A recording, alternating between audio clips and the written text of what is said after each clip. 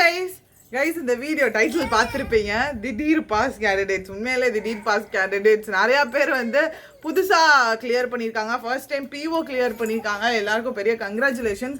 இருந்தாலும் இந்த ஒரு 25 டேஸ் நம்ம எப்படி யூஸ் பண்ணுறது அப்படின்னு சொல்லிட்டு நிறைய பேருக்கு நிறையா டவுட்ஸ் இருக்கும். ஸோ இப்படி படிக்கிறதா அப்படி படிக்கிறதா அப்படின்னு சொல்லிட்டு லைக் ஒரு எஃபெக்டிவான வே, ஸோ என்னோட பாயிண்ட் ஆஃப் வியூலேருந்து ஒரு எஃபெக்டிவான வே வந்து உங்ககிட்ட ஷேர் பண்ணலாம் அப்படின்னு சொல்லிட்டு தான் இந்த வீடியோ மெயினாக. ஸோ இதில் உங்களுக்கு என்னென்ன பிடிச்சிருக்கோ நீங்கள் அதை வந்து எடுத்து இம்ப்ளிமெண்ட் பண்ணிக்கோங்க. ஸோ செஷனுக்குள்ளே போகலாம், வீடியோக்குள்ளே போகலாம். அண்ட் போகிறதுக்கு முன்னாடி பார்த்தீங்க அப்படின்னா உங்களுக்கு வீடியோ கோர்ஸ் இல்லை டெஸ்ட் பேக்கேஜ் எதுவும் வாங்கணும்னு நினச்சிங்கன்னா நம்மளோட kaneeshreenalogics ஆப்பில் அவைலபிளாக இருக்குது. வேணும்னா நீங்கள் தாராளமாக பர்ச்சேஸ் பண்ணிக்கலாம். அண்ட் ஃபர்ஸ்ட் திங் பார்த்தீங்க அப்படின்னா சிஏ வந்து எப்படி படிக்கிறது அப்படின்ற மாதிரி வந்து நிறைய கன்ஃபியூஷன்ஸ் இருக்கும். 6 மாதம் படிக்கிறதா 4 5 அப்படின்ற மாதிரி.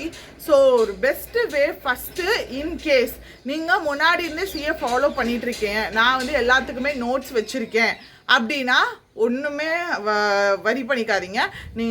நீங்கள் நோட்ஸ் ஃபாலோ பண்ணுறதுனாலும் சரி, இல்லை ஏதோ ஒரு சோர்ஸ் affairsCloudஓ இல்லை ஃபன்ஸ்டாவோ இல்லை வந்து அடாவோ என்ன நீங்கள் ஃபாலோ பண்ணாலுமே ஓகே. ஆனால் ஒரு சோர்ஸ் ஃபாலோ பண்ணிக்கோங்க.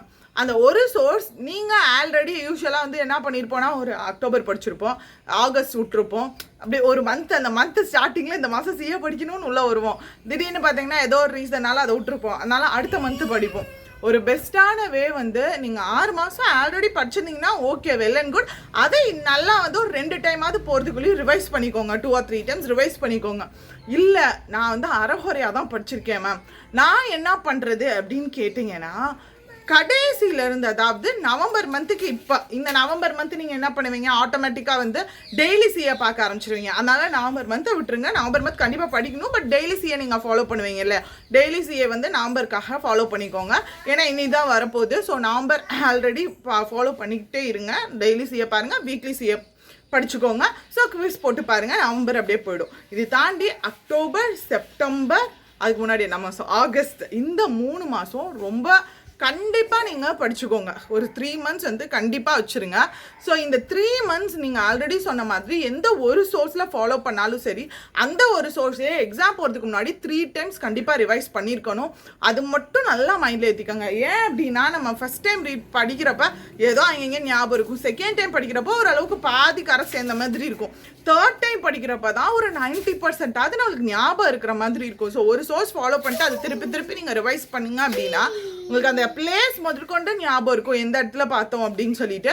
ஸோ அது ரொம்ப எஃபெக்டிவான வே. அதாவது படிக்காதவங்களுக்கு சொல்கிறேன், இப்போ தான் நான் புதுசாக படிக்க ஆரம்பிச்சிருக்கேன்றவங்களுக்கு 3 months, இல்லை நான் ஆல்ரெடி 4 months படிச்சிருக்கேன், 5 months படிச்சிருக்கேன், 6 months படிச்சிருக்கேன் அப்படின்னா வெல் அண்ட் குட். நீங்கள் அந்த 6 months 2 or 3 times ரிவைஸ் மட்டும் பண்ணிக்கோங்க. அவ்வளோதான் சிஏ பொறுத்த வரைக்கும். ஸோ புதுசாக படிக்க போகிறவங்க லாஸ்ட் 3 months, இந்த நவம்பரும் அடுத்து நவம்பரும் சேர்த்து, ஸோ 3.5 months வரும். ஸோ இதை நல்லா ரிவைஸ் பண்ணுங்கள். அண்ட் இல்லை நான் முன்னாடியே படிச்சிருக்கேன்றவங்க நீங்கள் எந்த சோர்ஸில் ஃபாலோ பண்ணுறீங்களோ, இல்லை டெய்லி நோட்ஸில் ஃபாலோ பண்ணிங்கனாலும் ஓகே, எந்த சோர்ஸில் நீங்கள் ஃபாலோ பண்ணுறீங்களோ அதை திருப்பி 2 or 3 times ரிவைஸ் பண்ணிக்கோங்க. புதுசாக அந்த வேறு எதுவும் வந்து நான் எக்ஸ்ட்ரா அதை படிக்கணும் இதை படித்ததை நல்லா ரிவைஸ் பண்ணிக்கோங்க. அதுதான் மெயின். அடுத்தது கம்மிங் டு டாபிக்ஸ். கையில் குத்திடுப்பா, இங்கே வா. Coming to topics. ஒரே ஒரு நிமிஷம் பாப்பாவை தூக்கிட்டு வந்துடுறேன். வீட்டில் கரும்பு வச்சுருக்கோம் மக்கள். அந்த கரும்பு அந்த மேலே ஒரு லீஃப் மாதிரி இருக்கும்ல, அதை பிடிச்சி இழுத்து கை ஃபுல்லாக இது பண்ணிட்டு வந்திருக்கா. ஸோ அடுத்தது டாபிக்குள்ளே வரலாம். டாபிக்குள்ளே மெயினான விஷயம் நான் ஆல்ரெடி சொல்லணும்னு நினச்சது, ஃபஸ்ட்டு எடுத்தோடனே ஃபுல் மார்க் தயவு செஞ்சு வேணாம்ப்பா. ஃபுல் மார்க் ஃபஸ்ட்டு எடுத்தோடனே நீங்கள் ஃபாலோ பண்ணாதீங்க. இன்கேஸ் நான் ஆல்ரெடி செக்ஷனல் டாபிக் வைஸ் டெஸ்ட்லாம் போட்டு நல்லா ப்ராக்டிஸ் பண்ணியிருக்கேன் மெயின்ஸ்க்கு அப்படின்றவங்க நீங்கள் உங்களை டெஸ்ட் பண்ணுறதுக்கு தாராளமாக ஃபுல் மார்க் எடுக்கலாம். பட் இல்லை நான் இன்னும் மெயின்ஸை வந்து நான் இன்னும் நல்லா ஸ்ட்ரென்தன் பண்ணிக்கணும், ஸ்ட்ராங் ஆக்கணும்னு நினைக்கிறவங்க தயவு செஞ்சு don't go with full mark. First section wise உங்களுக்கு எது பிடிச்சிருக்கோ ஒன்று செக்ஷன் வைஸ் மெயின்ஸ் டெஸ்ட் எடுங்க. அதாவது தனியாக ஆப்டி தனியாக, இங்கிலீஷ் தனியாக, ரீசனிங் தனியான்னு சொல்லிட்டு மார்னிங் ஒரு 1.5 மணி நேரம் ஆப்டிக்குன்னு ஸ்பெண்ட் பண்ணியிருக்கீங்கன்னா அந்த ஒரு 1.5 மணி நேரம் ஆப்டிக்குன்னு சொல்லி டெஸ்ட் எடுங்க. அதுக்கு அடுத்து அதை அனலைஸ் பண்ணுங்கள். இந்த மாதிரி செக்ஷன் வைஸ் நல்லா மெயின்ஸ் லெவலுக்கு ஸ்ட்ராங் ஆகுங்க.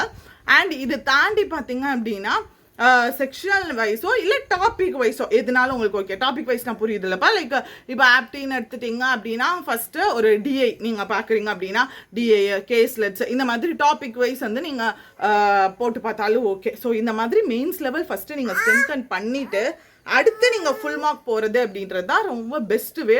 பிகாஸ் நம்ம எடுத்தோடனே ஃபுல் மார்க்கில் உட்காந்தோன்னா வெக்ஸ் ஆகிடும், நம்மளுக்கு என்னடா அது அப்படின்ற மாதிரி தோணும். ஸோ அதனால் எடுத்தோடனே ஃபுல் மார்க் போகாதீங்க, ஃபஸ்ட்டு இதை ப்ராக்டிஸ் பண்ணுங்கள். ஸோ ஃபஸ்ட்டு சிஏக்கு சொன்னேன், அடுத்தது செக்ஷன் வைஸ் ப்ராக்டிஸ்க்கு சொன்னேன். அண்ட் தேர்ட் முக்கியமான விஷயம், எப்பயுமே நீங்கள் எல்லா சப்ஜெக்ட்டுக்கும் ஈக்குவல் ப்ரையாரிட்டி கொடுங்க. பிகாஸ் ஒவ்வொரு டைம் வந்து ஏதோ ஒன்று வந்து கொஞ்சம் மாடரேட்டாக கேட்குறாங்க, மித்தது பார்த்திங்கன்னா ரொம்ப டிஃபிகல்ட்டாக வச்சிடுறாங்க. அதனால் எல்லாத்துக்குமே நம்ம ஈக்குவல் ப்ரையாரிட்டி கொடுத்தோம் அப்படின்னா தான் இங்கே போய்ட்டு நம்மளால் ஈஸியாக கேட்டிருக்காங்க. ஈஸியாக கண்டிப்பாக எக்ஸ்பெக்ட் பண்ண முடியாது, இருந்தாலும் நம்புவோம். ஒரு மாடரேட்டாக கேட்டிருக்காங்கன்னா அதை நம்மளுக்கு அடிக்கிற அளவுக்கு நம்மளுக்கு ஓரளவுக்கு நம்ம ஸ்ட்ரென்தன் பண்ணி வச்சுருந்தோன்னா தான் முடியும். ஸோ அதனால் ஈக்குவல் ப்ரையாரிட்டி எல்லா செக்ஷன்ஸ்க்கும் கொடுங்க. ஸோ நம்ம சேனல்லையும் வந்து மெயின்ஸ்க்கான செஷன்ஸ் ஸ்டார்ட் பண்ணிடலாம். ஸோ எப்போ அப்படின்ற டேட் வந்து நான் சொல்கிறேன், டேட் இல்லை டைமிங் மட்டும் சொல்லிடுறேன். ஸோ மோஸ்ட் ப்ராப்ளி இன்றைக்கி நாளைக்குள்ளே நம்ம ஸ்டார்ட் பண்ணிடலாம். So tata bye see you guys. நல்லா ப்ரிப்பேர் பண்ணுங்கள், கண்டிப்பாக கிளியர் பண்ணிடலாம். ஒரு பெரிய வேகன்சி இதுக்கு மேலே அடுத்து நம்ம எக்ஸ்பெக்ட் பண்ண முடியாது ஐபிபிஎஸ் பிஓ கிட்ட இருந்து. ஸோ நல்ல வேகன்சி, இது எப்படியாவது பிடிச்சி உள்ளே போயிடணும் அப்படின்ற மாதிரி திங்க் பண்ணிவிட்டு நல்லா எஃபர்ட் போடுங்க, கண்டிப்பாக கிளியர் பண்ணிடுவீங்க. So tata bye see you guys.